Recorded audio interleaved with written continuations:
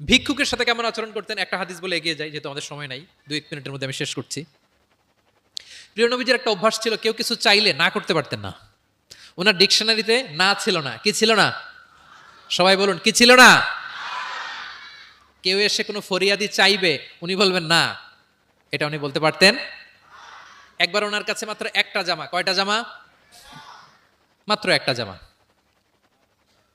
এক ফরিয়াদি এসে বললেন, ইয়া রাসূলুল্লাহ আমাকে একটা জামা দেন। তো উনি তো না করতে পারেন না, ওইটাই খুলে দিয়ে দিলেন।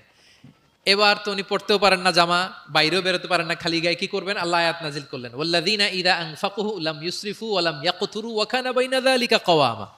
এর অর্থ হচ্ছে যারা দান করে, দান হওয়া উচিত এমন, কৃপণতাও করবে না আবার অতিমাত্রাও করবে না, মাঝামাঝি। তো বুঝাতে চাইলেন নবী, জামা যদি দুটো থাকতো তো একটা দিতেন, ছিল কয়টা? এটাই যে দিয়ে দিয়েছেন, এখন আপনি গায়ে রাখবেন কোনটা? আল্লাহু আকবার। কি রহমতের নবী, কি মায়ার নবী ছিলেন, না বলতে জানতেন না।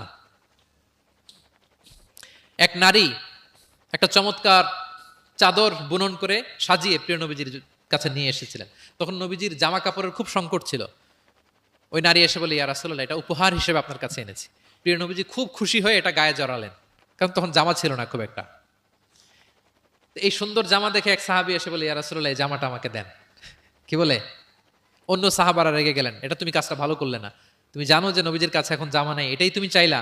তখন প্রিয় নবীজি তো না করতে পারে না, ওই জামাটাই গা থেকে খুলে দিয়ে দিলেন। তো ওই সাহাবী বলে, তোমরা কি জানো আমি কেন চেয়েছি? কারণ এই জামাটা নবীজির গায়ে লেগেছে, আমি চাই এই জামা দিয়ে আমার কাফন দেয়া হবে। এবং ঠিকই ওই সাহাবীকে এই জামা দিয়ে কাফন দেয়া হয়েছিল। ভিক্ষুকের সাথে কেমন আচরণ? একবার তিনি চাদর পরিহিত অবস্থায় রাস্তা দিয়ে হাঁটছিলেন, এক ভিক্ষুক এসে ওনার গায়ের চাদর ধরে এমন জোরে টান মারলেন, গলিদুল হাসিয়া, ওই চাদরের এই পাশে ডিজাইন করা ছিল, প্রিয় নবীজির ঘাড়ের এদিকে চামড়ায় দাগ পড়ে গেল, তিনি ব্যথা পেলেন এবং বললেন, ইয়া মুহাম্মদ মুরলি মিন মালিল্লাহ, দাও কোষাগারে কি আছে ওখান থেকে আমারে কিছু দাও। মানে এটিকেট জানে না, আদব নাই তার মধ্যে। আসছে ভিক্ষা করতে, আসছে কি করতে? ভিক্ষুকরা তো এমনি একটু অনুনয় বিনয় করে, যে দেন আমার কাছে কিছু নাই, দয়া করে দেন। তো সেটা না করে, অনুনয় না করে, সে আরো রাফ অ্যাটিটিউড করে এমন জোরে নবীজির চাদর ধরে টান দিলেন, ঘাড়ের এইখানে চামড়ায় দাগ পড়ে গেল এবং বললেন যে, হে মোহাম্মদ দাও, কিছু দাও। রাসূল সাল্লাল্লাহু আলাইহি ওয়াসাল্লামের ওই যে হাতিয়ার, সবচেয়ে বড় হাতিয়ার কি ওনার? মুচকি হাসি। সবচেয়ে বড় হাতিয়ার কি? Just a smile. আবার একটা মুচকি হাসি দিলেন, দিয়ে পাশে যারা ছিল বললেন যে, যাও বাইতুল মাল থেকে তাকে কিছু সম্পদ দিয়ে দাও। সুবহানাল্লাহ।